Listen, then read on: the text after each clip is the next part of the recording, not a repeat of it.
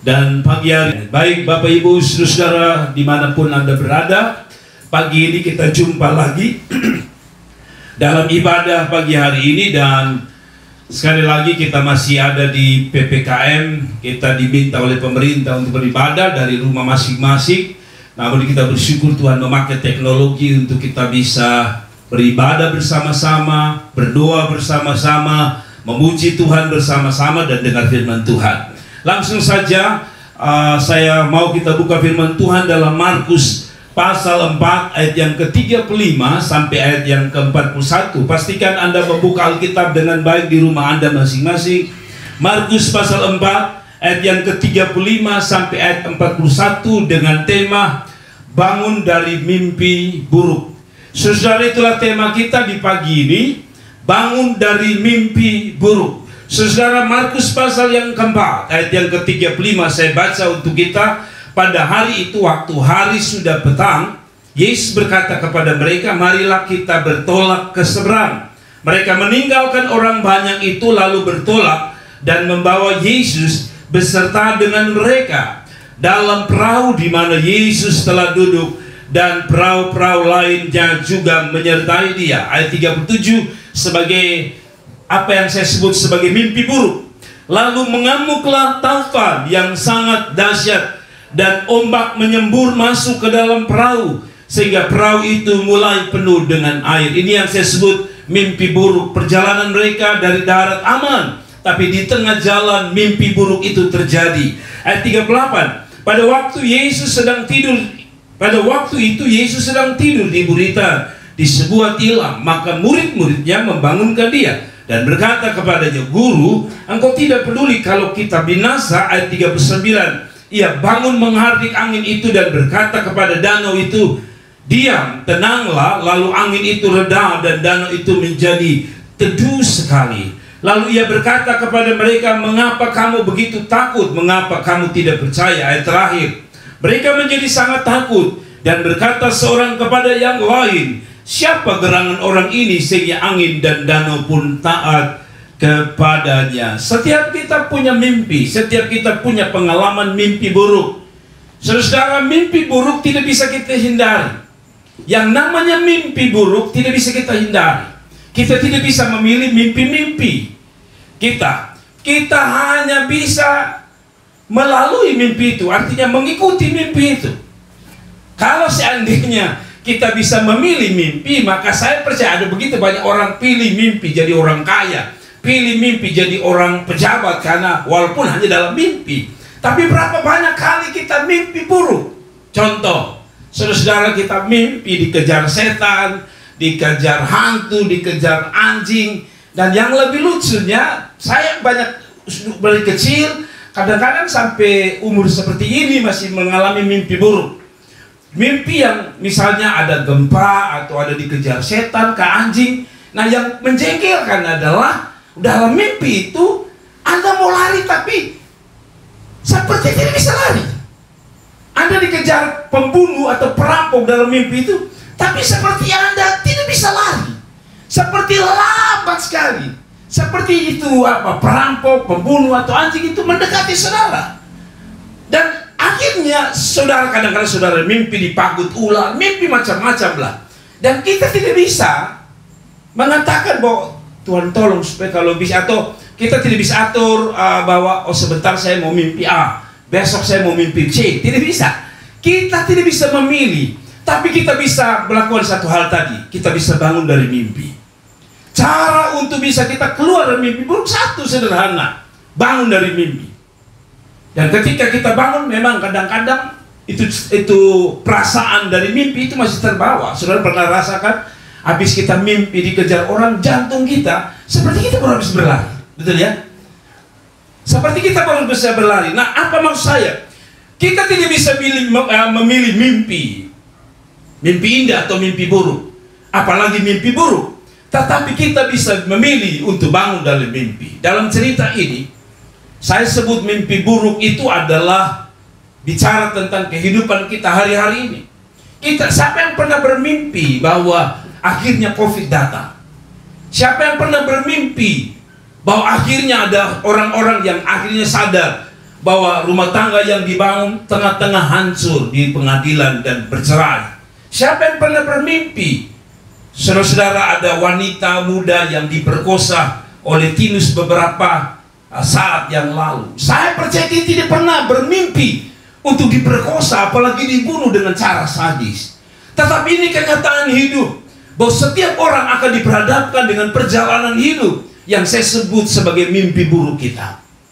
Kita tidak pernah bermimpi untuk lahir di tengah keluarga yang sulit, sukar, miskin, melarat. Kita tidak pernah bermimpi. Tapi kenyataan bahwa kita akhirnya lahir di keluarga itu. Kita tidak pernah bermimpi mendapatkan orang-orang tua yang mungkin beberapa orang harus trauma dengan kehidupan orang tua mereka. Kita tidak pernah bermimpi. Tapi dengan baik, kita masih punya cara satu. Kita bisa bangun dari mimpi kita. Saudara-saudara, kita tidak pernah bermimpi bahwa pada akhirnya di umur 40 tahun kita terkena penyakit. Kita tidak pernah bermimpi bahwa di umur 50 mungkin kita kena penyakit yang tidak pernah kita mimpikan sama sekali. Beberapa hari yang lalu ada jemaat yang baru pindah dari kota Surabaya, atau ada pindah di kota Surabaya sudah berapa tahun maksud saya. Dan akhirnya singkat cerita mereka punya kerinduan kepada saya. Dia berkata, Pak Pendeta, kami sudah umur tua, jadi doakan supaya di masa tua ini kami punya mimpi, yaitu di masa tua ini kami pulang ke Surabaya. Anak-anak kami ada tugas di Kendari, di mana-mana, pulang juga ke Surabaya supaya di masa tua ini kami hidup dengan anak cucu. Itu mimpi dia, itu mimpi indahnya dua suami istri ini. Tapi beberapa hari yang lalu telah meninggal dunia istrinya. Belum terjawab mimpi indah mereka, yaitu kumpul sama-sama anak cucu di masa tua supaya pensiun, hidup dengan anak istri, dengan cucu. Tetapi Tuhan telah melakukan satu yang lain. Sedih? Ya. Susah? Ya. Menangis? Ya. Ini yang saya sebut sebagai mimpi buruk dalam tanda kutip. Tetapi mimpi buruk itu kembali tadi saya bilang, caranya hanya satu, bangun dari mimpi. Maka mimpi itu selesai. Apa artinya? Setiap kita tidak pernah bermimpi untuk hidup dalam kesukaran. Tapi kita bisa memilih untuk bangun dari kesukaran. Kita bisa ada dalam sebuah mimpi yang menakutkan. Tapi sekali lagi, cara yang paling gampang adalah bangun dari mimpi. Saudara, ada 3 cara untuk kita bisa bangun dari mimpi kita. Mimpi-mimpi yang kita lihat di depan mata kita tidak sesuai harapan, tidak sesuai dengan kenyataan yang kita mimpikan, rindukan. Tapi kita bisa bangun dengan 3 cara. Ada orang-orang yang lahir terburuk.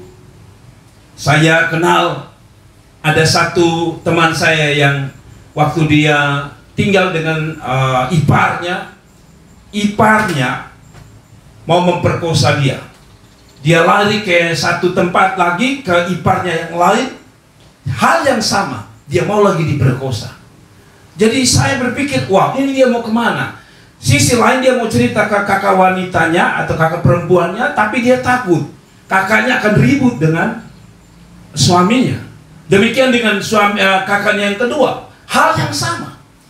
Dia tidak pernah bermimpi, dia berpikir bahwa dia datang dari satu kampung di Sabu sana dan datang ke kota Kupang, bisa menikmati hidup yang lebih besar, tapi ternyata dia mengalami mimpi buruk. Nah, bagaimana cara menghadapinya? Tadi saya bilang, bangun dari mimpi. 3 cara kita bangun dari mimpi buruk kita. Mimpi buruk itu sekali lagi bisa masa lalu kita. Tapi mari kita bangun dengan 3 cara ini. Pertama, sederhana. Jangan menyerah dan putus asa. Untuk bisa bangun dari mimpi kita adalah jangan menyerah dan putus asa. Ayat 37 sebagai bentuk dari mimpi buruk itu. Lalu mengamuklah taufan yang sangat dahsyat, dan ombak menyembur masuk ke dalam perahu, sehingga perahu itu mulai penuh dengan air. Saya sebut mimpi buruk. Tapi ayat 38 adalah cara kita bangun. Pada waktu itu Yesus sedang tidur di gurita di sebuah tilam. Maka murid-muridnya membangunkan dia dan berkata kepadanya, Guru, engkau tidak peduli kalau kita binasa. Sebenarnya nada ini adalah nada putus asa, yaitu Guru, engkau tidak peduli kalau kita binasa. Ada dua kata yang mewakili para murid mereka putus asa, yaitu satu, guru, engkau tidak peduli. Kalau saya sambung dengan tema, guru, kami sedang bermimpi buruk, tapi engkau seperti tidak peduli. Yang kedua, kata yang muncul adalah kami binasa. Jadi kata ini adalah bentuk kata frustrasi daripada mimpi buruk yang sedang dia hadapi atau mereka hadapi. Kadang-kadang kita pun demikian. Kita menghadapi penyakit yang saya sebut sebagai mimpi buruk. Kita menghadapi kenyataan keluarga kita yang tidak sempurna seperti yang kita harapkan. Ini pun mimpi buruk. Dan kita berasa bahwa ketika kita ada dalam mimpi buruk itu, kita berharap Tuhan datang menolong kita. Tetapi kadang-kadang seperti Tuhan tinggalkan kita.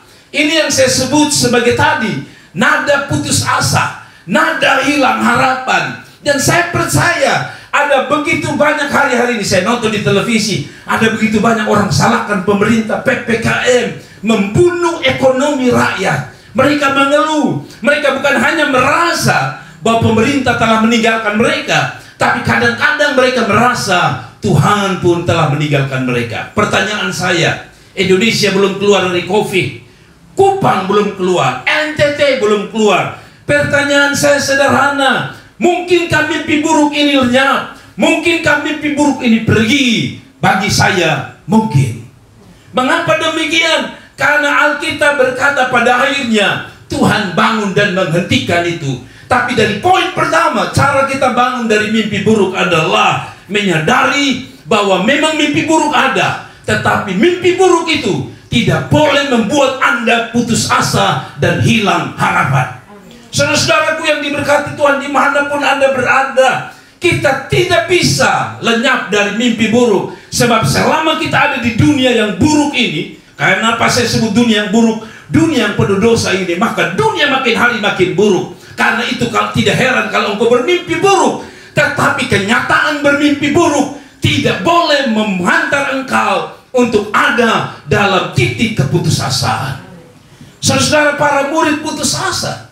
Bayangkan kalau orang putus asa, apa yang terjadi? Dia tidak akan bikin apa-apa.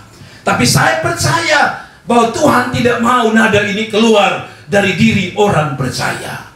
Mimpi buruk, penyakitkah, kankerkah, tumorkah, apapun bisa menimpa kita. Tetapi yang penting adalah cara bangunnya. Dan cara bangun pertama adalah jangan putus asa, jangan menyerah. Saya nonton film beberapa hari yang lalu, kebetulan saya ajak istri anak-anak saya jalan-jalan di Lipo Mall dan beli alat pel, karena saya lihat alat pel itu menarik. Tanpa peras, dia peras sendiri dan kering sendiri. Jadi tapi setelah itu kami pakai, bagus rupanya. Memang sedikit mahal, tapi bukan itu maksud saya. Waktu saya duduk-duduk, tiba-tiba saya klik YouTube dan saya dapat cerita inspirasi dari pembuat alat pel tadi. Alat pel itu dibuat oleh seorang bernama Joy Mangano. Mungkin saudara bisa lihat di laptop saya. Joy Mangano ini adalah seorang wanita yang sangat sial. Kenapa saya sebut sangat sial? Karena Joy ini, dia lahir dari keluarga bermasalah. Papa mamanya bercerai. Jadi itu mimpi buruk pertama yang dihadapi oleh Joy. Papa mamanya bercerai. Dia menikah, tapi tidak lama kemudian bercerai karena suaminya ini malasnya minta ampun. Kerjanya tidur. Sehingga akhirnya dia berpikir, buat apa punya suami? Tapi dia punya anak. Yang menarik mimpi buruk yang ketiga, bayangkan, papa mamanya bercerai, jadi papanya tinggal di lain, dia tinggal dengan mama.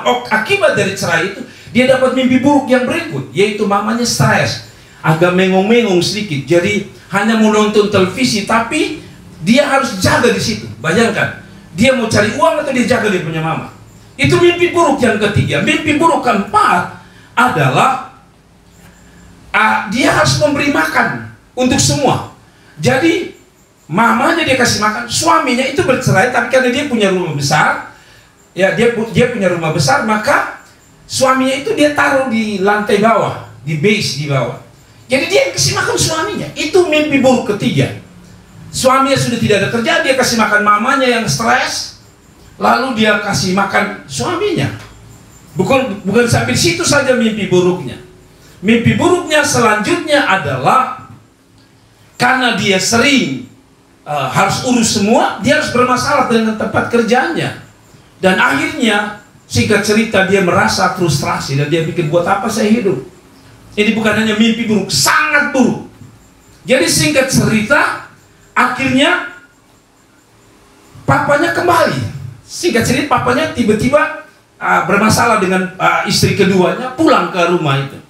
Otomatis sekarang jadi masalah karena waktu dia kasih tidur dia tidak mau, mamanya tidak mau, kan mamanya stres. Kasih tidurlah bapaknya dengan suaminya di base. Suami dan bapaknya ini tidak cocok dari dulu. Jadi mereka ribut di situ. Maka dia bikin batasan. Dia kasih kain begitu, dikasih batasan. Jadi dia pusing, dia buat atas mana. Sekarang bapaknya datang, dia harus kasih makan lagi bapaknya. Jadi singkat cerita akhirnya bapaknya pacaran lagi dengan orang kaya. Jadi dia pusing. Dia pikir, aduh terlalu sulit sekali. Nah, akhirnya dia berpikir begini, Tuhan, terlalu berat. Masalah terlalu banyak sebagai seorang yang masih muda. Tapi Tuhan punya cara. Dia tidak pernah putus asa yang namanya Joy Mangano ini. Jadi, karena papanya pacaran dengan orang kaya sekali. Jadi orang kaya ini ajak mereka keliling negara. Pesiar lah orang Kupang bilang. Waktu mereka pesiar, singkat cerita di atas kapal itu mereka makan minum biasalah di kafe. Namun waktu di kafe inilah perjalanan dimulai dari sini. Waktu dia minum-minum di kafe, gelas itu jatuh. Dan waktu gelas itu jatuh, dia bereskan. Waktu dia bereskan ini gelas yang pecahan-pecahan piring gelas yang jatuh ini, tangannya terluka. Lalu Tuhan seperti kasih ingat dia. Ternyata dia sudah dapat dari kecil itu waktu mamanya suruh pel itu. Yang kalau kita yang kecil-kecil disuruh orang tua pel, harus kreatif. Jangan saudara lihat hanya mama suruh. Tapi lalu tiba-tiba di kecil itu Tuhan kasih ingat dia. Lu ada cara untuk bikin ini alat pel. Kenapa lu tidak buat? Dia ingat. Oh, jadi tangannya terluka. Saya sebut sebagai mimpi buruk baru lagi. Tapi mimpi buruk itu seperti membangunkan dia dari putus asa. Lalu dia coba mulai bikin. Dia karena tidak bisa bikin, dia mulai ambil beberapa orang bantu dia bikin dengan cara manual. Singkat cerita, dia kerjasama dengan perusahaan, tapi butuh modal besar. Nah, karena papanya punya nona yang ketiga, istri ketiga, ini mau jadikan istri ketiga ini orang kaya, dia coba ngomong, minta modal dan ternyata setuju. Nah, suaminya itu sekali lagi bantu dia. Beta kenal orang televisi. Kalau lu mau beta promosi lu di televisi. Singkat cerita promosi. Sebenarnya panjang, tapi saya singkatnya begini. Akhirnya televisi itu coba promosi. Ketika promosi itu terjadi, pertama promosi itu naik luar biasa. Orang pesan-pesan. Tapi karena orang pesan terlalu banyak, TV ini menggunakan kesempatan. Bayar seenaknya dia. Jadi dia merasa masalah baru. Dan terus menjadi masalah. Dan pada akhirnya satu hari temannya datang untuk mereka kembali lagi tampil di televisi. Tapi hari itu hari dimana mereka sudah pikir kalau ini laku mereka kaya. Tapi ternyata televisi sudah jalankan acaranya, sudah pilih artis yang bagus, tidak laku sama sekali. Dia frustrasi dan akhirnya dia pikir tidak mungkin, ini mungkin hanyalah mimpi buruk yang pasti tidak akan berakhir.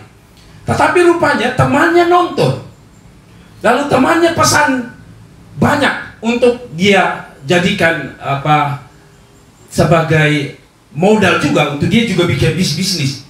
Tetapi sekali lagi ternyata ada orang sudah bikin diam-diam produknya, jadi sudah bikin hak paten.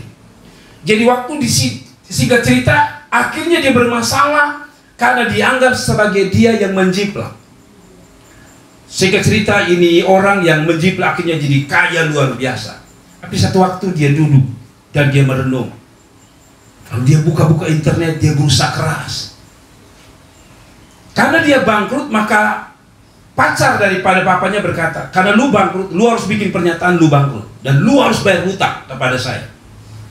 Wah, bayangkan, dia belum dapat untung banyak, sekarang dia harus bayar luar biasa. Saya lupa angkanya, tapi angkanya sulit untuk dia bisa bayar.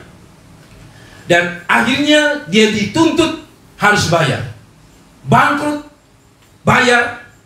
Dan sisi lain, perusahaan lain telah ambil dia punya hak paten dan berkata, kamu tidak punya hak, kamu harus mengatakan itu punya saya. Akhirnya singkat cerita dibuka internet, dia belajar tentang dasar-dasar hukum, bagaimana cara supaya bisa mendapatkan hak paten, dan ternyata benar. Lalu dia mengatakan kepada orang itu, kalau kamu bilang kamu yang buat, saya punya beberapa catatan yang kamu tidak punya. Yaitu ada beberapa alat yang kalau saudara tahu cara kerjanya, itu ada alat-alat yang belum kamu masukkan. Jadi artinya bahwa itu tidak lengkap, singkat cerita begitu. Dan akhirnya dia berkata, lebih baik bagaimana? Kamu mau saya tuntut, atau kita bikin damai tapi kamu bayar dan kamu keluarkan hak paten saya. Singkat cerita orang itu mengatakan, dia menyerah dan dia berkata, oke, saya akan bayar kamu dan saya akan kembalikan hak patenmu dan saya akan memberi keuntungan yang besar untuk kamu. Dan akhirnya sampai hari ini, menurut catatan yang saya baca, dia telah membuat 100 hak paten yang dia buat sendiri. Dan paling terkenal adalah apa yang disebut dengan miracle mop, atau alat pel lantai ajaib. Saudara lahir dari keluarga yang parah, punya suami yang parah, hidup dalam kekacauan, bahkan tangannya sempat terluka. Itu adalah mimpi buruk yang berurut-urutan. Tetapi dia tidak menyerah. Sampai hari ini kalau Anda buka, bernama Joy Mangano. Joy telah menjadi orang yang sukses. Satu perkara, dia sadar dia punya mimpi buruk, tapi dia tidak tidur dalam mimpi buruk itu. Dia telah bangun dan akhirnya dia keluar sebagai orang yang menang atas mimpi buruknya. Saya tidak tahu mimpi buruk apa di masa lalu Anda. Apapun, ada beberapa wanita yang saya tahu Anda dilecehkan pada waktu Anda masih muda. Saya tahu Anda dihina pada waktu Anda masih muda. Semua itu adalah mimpi buruk. Tapi belajar dari Joy Mangano, bangunlah dan tidak mengenal menyerah untuk bangun dari mimpi burukmu. Yang setuju katakan amin. Yang kedua, saudara, yang kedua, percaya Tuhan sanggup mengubah mimpi burukmu menjadi sebuah mimpi yang indah. Jadi yang pertama, jangan menyerah seperti Mangano tadi, Joy tadi, dia tidak menyerah. Sekalipun kalau dia mau lihat sisi ceritanya selalu gelap, selalu gelap.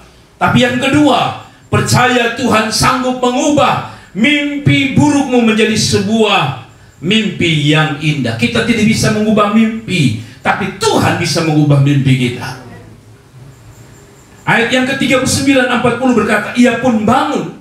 Perhatikan, siapa yang bisa menghentikan badai ini, mimpi buruk ini? Ayat 39 berkata, ia pun bangun. Siapa yang bangun? Yesus. Siapa Yesus? Tuhan. Menghardik angin itu dan berkata kepada danau itu, diam, tenanglah. Lalu angin itu reda dan danau itu menjadi teduh. Perhatikan, para murid tidak bisa menghentikan mimpi buruk itu, tapi Yesus bisa dan berkata, diam.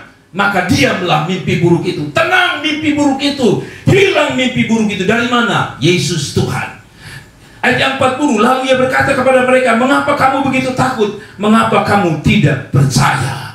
Jadi rahasia kedua keluar dari mimpi, bangun dari mimpi adalah belajar percaya bahwa Tuhan sanggup mengubah mimpi burukmu menjadi mimpi yang paling indah dalam hidup saudara. Kalau Anda berkata bahwa mimpi buruk saya tidak pernah tahu, maka saya juga mau bilang sama saudara, di dalam Tuhan engkau akan tahu mimpi yang indah. Tapi untuk bisa mendapatkan mimpi yang indah itu, bukan hanya Anda harus hadapi mimpi buruk itu, tapi Anda harus percaya perancang kehidupan kita, Tuhan Yesus, mampu mengubah mimpi buruk menjadi mimpi yang indah. Saudara lihat, para murid tidak bisa menghentikan badai itu yang saya sebut sebagai mimpi buruk. Tapi Yesus santai. Yesus santai dan sanggup dan berkata, diam dan diam. Saya percaya ada waktu di mana kita putus asa. Walaupun kita diajak tidak boleh putus asa, tapi manusiawi sekali kita menjadi putus asa. Dalam keputusasaan itu, Karena kita tidak bisa punya kemampuan untuk mengubah apa yang saya sebut sebagai mimpi buruk. Kita masih punya kesempatan untuk meletakkan seluruh mimpi buruk kita di bawah kaki Tuhan. Saudara-saudaraku yang diberkati Tuhan, kalau Anda tidak percaya bahwa Tuhan sanggup mengubah mimpimu, lihatlah dari dua tokoh Alkitab ini. Mereka pernah mengalami mimpi buruk, bahkan saya sebut sebagai mimpi sangat buruk. Kita mungkin hanya mimpi sebagai dikejar setan, tapi ketika kita bangun, kita tidak dikejar setan. Kita sering mimpi dalam artian mimpi yang sesungguhnya. Kita bangun, kita kaya, tapi ketika kita bangun, kenyataan itu tidak terjadi. Berarti mimpi itu hanya sekedar mimpi. Tapi dua orang ini, Yusuf dan yang namanya Ayub, mereka bukan hanya bermimpi tidur di malam hari, tapi ketika mereka bangun, mimpi mereka masih mereka lihat dengan kenyataan. Mereka mimpi buruk. Apa itu? Yusuf dijual di mana-mana, difitnah, masuk penjara. Itu mimpi buruk yang terjadi ulang-ulang. Tapi mereka percaya kepada Tuhan. Ayub pun demikian. Kaya, tiba-tiba mimpi buruknya terjadi, yaitu dia miskin, melarat karena kekayaannya habis, anak-anaknya mati. Mimpi ini bukan sekadar mimpi yang kita sebut mimpi, betul-betul mimpi. Ini benar-benar mimpi buruk yang ada dalam kenyataan. Tapi mereka belajar percaya. Mari lihat pernyataan mereka di dalam dua pasal atau dua kitab. Kejadian 50 ayat 20, kita lihat pernyataan-pernyataan orang-orang yang telah percaya bahwa Tuhan sanggup mengubah mimpi buruk mereka menjadi mimpi yang indah. Yusuf berkata, Kejadian 50 ayat 20 berkata begini, memang kamu telah mereka-reka yang jahat terhadap aku, tetapi Allah telah mereka-rekanya untuk kebaikan dengan maksud melakukan seperti yang sekarang ini. Saudaraku, pada akhirnya kita tahu Yusuf jadi orang luar biasa. Tapi sebelumnya dia harus melewati mimpi. Kenapa dia bisa melewati mimpi? Karena tadi dia katakan, dia percaya orang bisa memberi mimpi, yaitu saudara-saudaranya mau bunuh dia, lempar ke Mesir. Mungkin temanmu bisa menghancurkan karirmu sebagai mimpi burukmu. Itu kenyataan. Tapi Anda harus percaya bahwa Tuhan juga bisa mengubah mimpi tadi menjadi mimpi yang sangat-sangat indah. Pada akhirnya Yusuf punya mimpi indah yang luar biasa. Jadi seorang yang luar biasa di Mesir.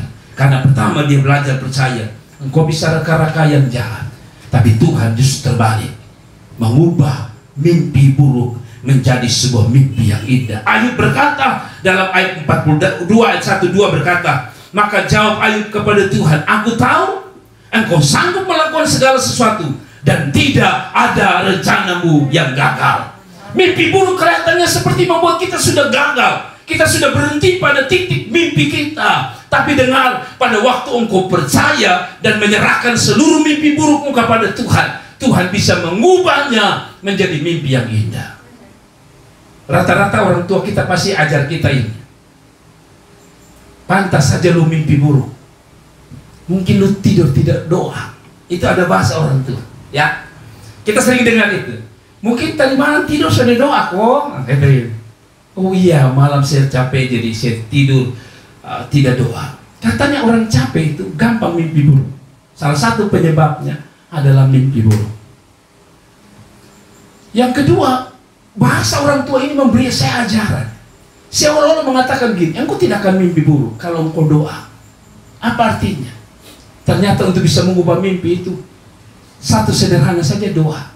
Apalagi kalau kita serahkan mimpi buruk kita di dalam tangan Tuhan. Amin. Saudaraku yang diberkati Tuhan, saya banyak-banyak artis Hollywood yang akhirnya mereka punya mimpi masa lalu yang buruk sekali, tapi di tangan Tuhan, Tuhan mengubahnya. Oprah Winfrey, saya tidak bisa sebut dengan jelas namanya, seorang wanita negro yang mengalami pelecehan seksual di masa muda, masih kecil, hamil di masa kecil. Sebagai seorang negro yang tidak terlalu dihargai pada waktu itu, hidup dalam penderitaan, hidup dalam mengemis. Tapi akhirnya kita tahu dia terkenal dengan satu acara Oprah Winfrey, sebuah acara yang menghebohkan dunia, lahir dari seorang yang pernah bermimpi buruk. Ya, pemain basket, siapa tuh? Adam Jordan. Saya coba baca mengenai perjalanannya, sangat-sangat kasihan. bagaimana perjalanan dia bersama bapaknya yang miskin. Dia harus berjualan rombengan. Jadi kalau dia mau jual, dia selalu kalau ada baju bekas dia jual. Papanya sering jual dan sering laku murah. Tapi satu waktu dia ada ide, karena ada jualan ini punya nilai seni.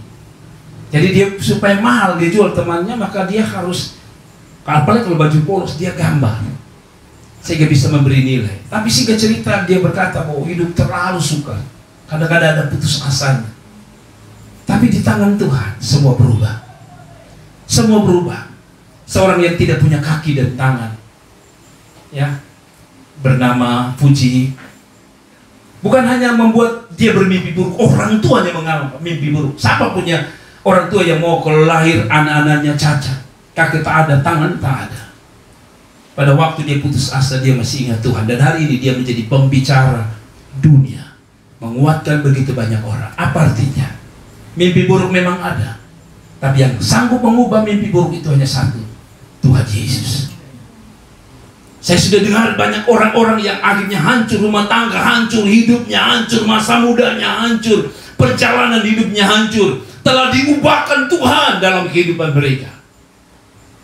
Dan saya percaya, seperti catatan ini, kalau ada mimpi burukmu, siapapun Anda yang mengikuti live streaming ini, ataupun siapapun yang mengikuti khotbah saya di YouTube saya mau pesan kepada saudara, kalau saudara sedang menatap saya dan bilang, saya orangnya, saya sedang mengalami mimpi buruk bertahun-tahun dan tidak pernah selesai, satu jawaban saya, datang pada kaki Tuhan, berteriak kepada Tuhan dan bilang sama Tuhan, kalau Yusuf Tuhan tolong, Ayub Tuhan tolong, orang lain Tuhan tolong, saya juga.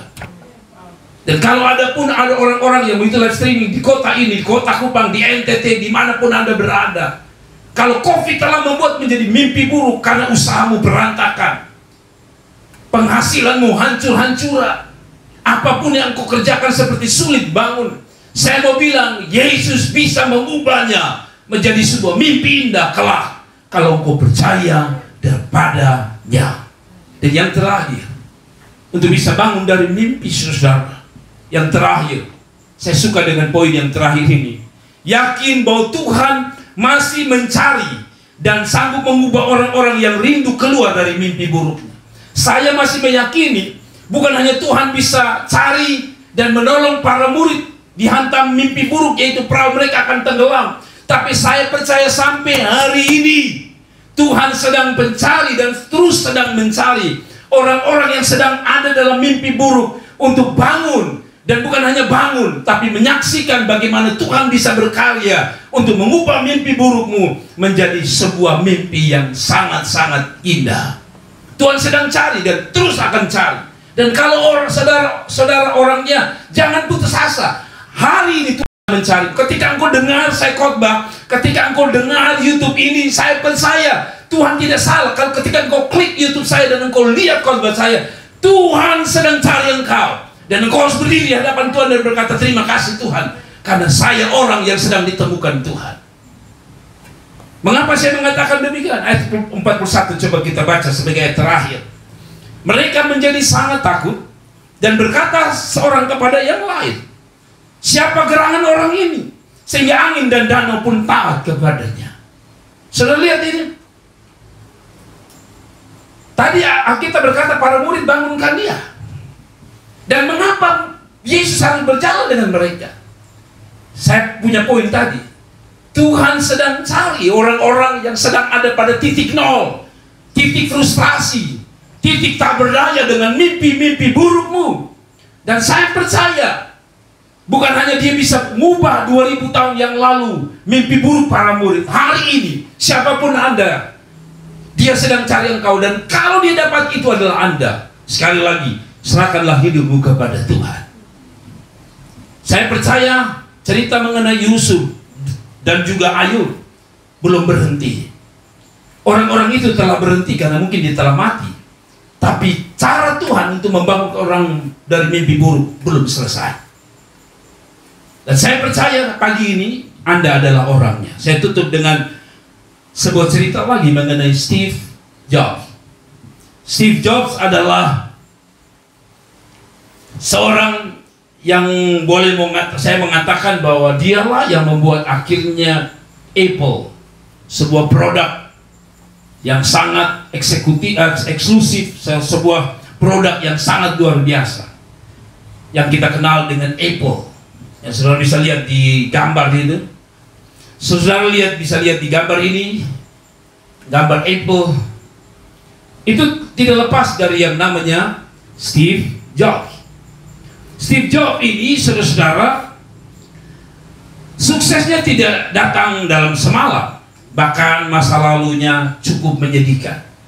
Tapi karena Tuhan terus mencari orang-orang yang punya mimpi buruk untuk diubahkan, ya, maka Steve Jobs adalah orang yang akhirnya menemukan Tuhan, dan akhirnya singkat cerita dia menemukan karya Tuhan dalam hidupnya.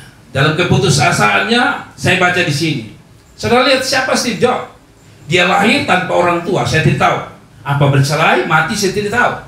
Tapi lalu dia diadopsi, diangkat oleh satu keluarga. Tapi sekali lagi mimpi buruk terjadi. Sudah tidak hidup dengan orang tua, hidup dengan orang lain, hidup dengan orang tua angkat. Orang tua angkatnya sangat miskin, sehingga ini juga bisa menjadi mimpi buruk bagi dia. Yang lebih parah lagi adalah Steve tidak pernah tamat dari kuliahnya. Anda saya lihat itu Steve itu karena dia orangnya kan suka nalar, jadi dia suka belajar banyak hal. Dan kadang-kadang dia sedikit bertentangan dengan dosennya, sehingga dia malas. Saya nonton di videonya itu, kadang-kadang malas bangun kuliah, susah luar biasa, sehingga tidak heran kalau Steve tidak bisa tamat. Yang lebih parah, mimpi buruk yang selanjutnya, Steve sering tidur di lantai kamar temannya. Jadi kadang-kadang dia harus tidur di temannya, jadi susah sekali hidupnya. Dan yang paling parah, saya pikir bukan hanya di kota Kupang, ya. Steve mengumpulkan botol Coca-Cola, kaleng-kaleng Coca-Cola, untuk ditukar dengan uang dan makan gratis sekali di kuil lokal. Jadi kalau ada, ya saya masih ingat, masih kecil, kalau Jorano tidak tahu, tapi masih kecil itu saya masih ingat kalau pura orang kasih persembahan itu kadang-kadang kita nakal. Habis dong kasih persembahan, Bapak yang kalau dengar ini minta maaf, saya telah minta ampun. Jadi kalau habis mereka kasih, kami pergi untuk ambil kau makan. Jadi kemungkinan Steve begitu. Steve sangat susah. Tapi pada tahun 78 dia bangkit dari keterpurukannya, dan akhirnya dia melahirkan satu produk yang namanya Apple. Hari ini orang-orang khusus saja yang menggunakan Apple. Tidak sembarang orang menggunakan itu. Seolah-olah mengatakan ini produk termulia. Tapi produk termulia itu lahir dari siapa? Dari orang yang pernah punya mimpi buruk. Sekali lagi, Apple lahir dari orang yang pernah bermimpi buruk. Kalau hari ini mimpi buruk sedang terjadi, ingat, mimpi buruk itu hanya melahirkan Apple bagi Steve Jobs. Begini maksud saya mau ajar satu hal. Kalau Anda sedang bermimpi buruk, itu adalah jembatan untuk Anda bisa lihat sesuatu yang lebih luar biasa. Tuhan sedang cari orang-orang model begini. Kita tahu Petrus adalah nelayan biasa. Mimpi buruk untuk menjadi nelayan mati di tengah laut dan danau itu adalah satu perkara yang menjadi mimpi buruk para nelayan. Tapi di sanalah Tuhan angkat dia menjadi seorang pengkhotbah. Dalam Kisah Para Rasul, Petrus menjadi pengkhotbah yang luar biasa. Paulus adalah sampah bagi surga sebenarnya. Kenapa saya mengatakan itu? Sebab dia pembunuh. Dia menjadi pemimpi buruk karena pada akhirnya karirnya dia tutup sebagai pembunuh orang-orang Kristen. Tapi karena Tuhan mencarinya, mimpi buruknya berubah menjadi seorang rasul, sebagai seorang gembala sidang yang sangat sukses, penulis buku yang sukses, lahir dari pemimpi buruk yang namanya Paulus. Saya sudah dengar banyak orang yang akhirnya mereka jadi orang luar biasa dari mimpi buruk. Setiap kita pernah mimpi buruk. Apa itu? Di sekolah dalam keadaan lapar, tapi Anda dipaksa untuk bisa sekolah. Ketika orang lain, anak pergi dengan makan kenyang, Anda pergi dengan rasa lapar. Ketika orang lain pergi dengan uang jajan yang melimpah, Anda pergi naik mobil, pulang jalan kaki. Itu mimpi buruk kita. Pada waktu orang lain kuliah, Anda dan saya harus cari uang untuk bisa kuliah. Mungkin bagi orang lain, bagi Anda itu mimpi buruk. Tapi lihatlah hari ini, Anda jadi apa? Bukankah mimpi buruk telah menghantar kita jembatan yang baik untuk menghantar kita pada hari ini? Tuhan sedang cari kita, saudaraku. Siapapun Anda, kalau Anda sedang ada dalam mimpi buruk, jangan perhatikan mimpi buruk itu. Sebab mimpi buruk itu sekali lagi adalah jembatan terbaik, jembatan emas untuk Anda menyeberang sampai pada rencana agung Tuhan yang sangat mulia. Kiranya kebenaran ini memberkati Anda. Jangan pernah frustrasi dengan mimpi burukmu, karena Tuhan belum frustrasi dengan mimpi burukmu. Tuhan memberkati kita sekalian. Haleluya.